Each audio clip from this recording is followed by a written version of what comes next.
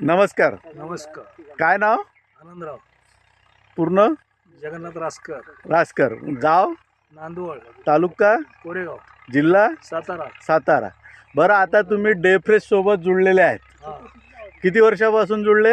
हे 3 वर्ष झाली आम्ही डेप्रेस वापरतोय. बरं, कोणत्या कोणत्या पिकामध्ये घेतात? घेवडा घेतो, ज्वारी घेतो, हरभरा, तुमचा टमाटा. हां. आणि प्रत्येक प्रत्येक पिकाला वाटते आमची जाऊ. बरं, याच्यामध्ये उत्पन्न वाढलं, आम्हाला वाढे होईल आम्ही वापरतो. बाकी इतर खतापेक्षा हे खत आम्हाला परवडते. परवडतं. बरं, याच्यामध्ये तुम्हाला आता तुम्ही हा टोमॅटोचा प्लॉट लावलेला आहे, तर याच्यामध्ये आजची कंडिशन काय आहे? आजची कंडिशन खराबच आहे, पण 1 नंबरचा माल आहे आमच्याकडे आता. एक नंबरचा माल आहे.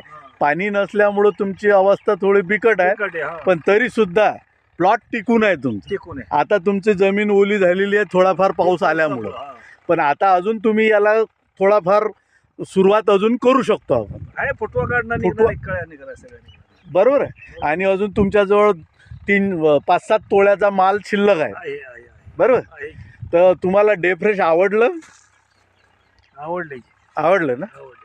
आणि क्वालिटी सेम आहे, सेम क्वालिटीत म्हणजे पहिलेपासून जे वापरत आहे आहे ती क्वालिटी. क्वालिटी सेम आहे.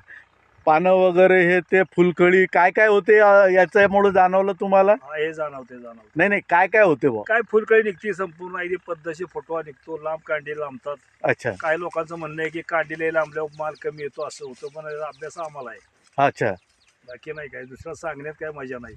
पण याच्यामुळे तुम्हाला निश्चित माल जास्त माल मिळतो. आम्हाला जास्त मिळतो. चला, धन्यवाद साहेब. धन्यवाद. आज मी तुमच्यापर्यंत सातारा परिसरात नांदवळ या गावात आपले पवार साहेब पण त्या एरियामध्ये पोचलेलो आहे आणि खरंच मला आनंद वाटला. इथे आल्यानंतर मी थांबलो नाही, जसा आलो मला थोडा जरी वेळ भेटला तर मी शेतकऱ्याकडे पोचण्याचा प्रयत्न करतो. आज मी अमरावतीवरून आपल्यापर्यंत पोचलेलो आहे. भरपूर. चला, धन्यवाद साहेब. धन्यवाद.